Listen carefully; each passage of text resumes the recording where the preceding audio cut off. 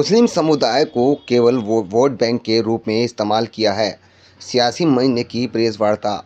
बरेली में मुसलमान की घटती हुई राजनीति में भागीदारी को देखते हुए बरेली में आज सियासी मंच का गठन किया गया। भारतीय मुसलमानों की स्थिति और नई राजनीतिक मंच की आवश्यकता। आज़ादी के बाद से भारतीय मुसलमानों का सामाजिक, आर्थिक, शैक्षिक और राजनीतिक ग्राफ लगातार नीचे गिरता रहा है। देश के सबसे बड़ी अल्पसंख्यक आबादी होने के बावजूद मुसलमानों का प्रतिनिधित्व और विकास विभिन्न क्षेत्रों में अपेक्षाकृत कम रहा है। इसका प्रमुख कारण विभिन्न राजनीतिक दलों की नीतियां और उनकी उदासीनता रही है, जिन्होंने मुस्लिम समुदाय को केवल वोट बैंक के रूप में इस्तेमाल किया है, न कि उनके उत्थान के लिए ठोस कदम उठाए हैं।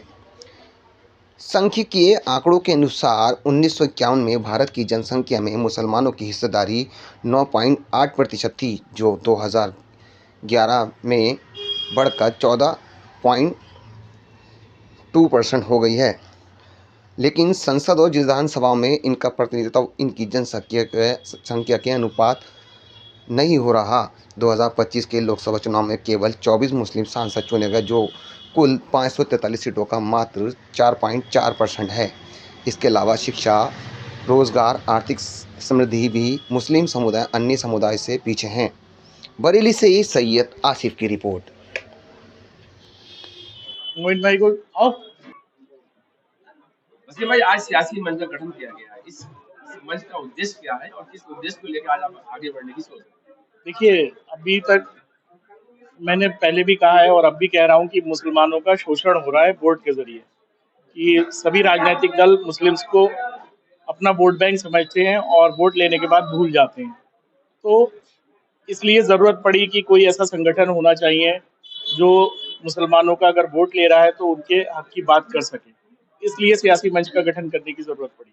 तहसील लेवल पर, ब्लॉक लेवल पर और जिला स्तर पर क्या इसकी देखिए, जो उपस्थिति रहेगी, हम तहसील, ब्लॉक या हर गांव तक हम पहुंच रहे हैं और अभी भी हमारे कैंप लगना शुरू हो रहे हैं। सबसे पहले हम तालीम पे जोर दे रहे हैं कि लोग जो है वो तालीम की तरफ आए, जब उनको अच्छा बुरा समझ आने लगे तो तालीम के जरिए हम उसमें लोगों तक अपनी पहुंच बना रहे हैं। मुसलमानों को कहा जाता है पंचर जोड़ने वाले की औलाद है, इस बारे में आप क्या?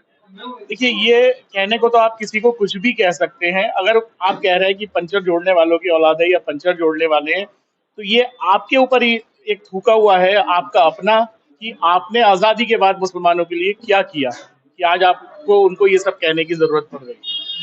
किस तरह से शोषण हो गया?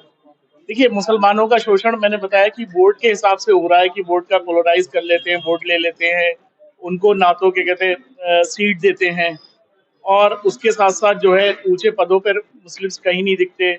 आज़ादी के बाद से मुसलमानों का ग्राफ हर क्षेत्र में गिरा है, चाहे वो राजनीतिक क्षेत्र हो, चाहे शिक्षा का क्षेत्र हो, चाहे रोजगार का क्षेत्र हो, या कोई भी क्षेत्र हो, उसमें उनका ग्राफ डे बाई डे गिरता चला जा रहा है। ऐसा कह सकते हैं कि 2027 में आपने बिल्कुल बचा दिया है। बिल्कुल बिल्कुल, 2027 का ये बिल्कुल बच चुका है और अब लोगों को समझ लेना चाहिए कि आने वाला वक्त जो है मुसलमान अपने लिए सोचने के लिए तैयार है। अच्छा, जो मुसलमान और अदर पार्टी से जुड़े हुए थे, तो इससे लगता है कि आप उनको कमजोर करने की कड़ी खड़े हो जाओगे? नहीं, मैं किसी को कमजोर कड़ी करने की कोशिश नहीं करूंगा। बचपन से मैंने एक बात सीखी है कि किसी लाइन को छोटा करने के लिए आपको उसको मिटाने की जरूरत नहीं है, उसके पैरेलल एक बड़ी लाइन खड़ी कर दीजिए, एक बड़ी लाइन खींच दीजिए, वो ऑटोमेटिकली छोटी हो जाएगी।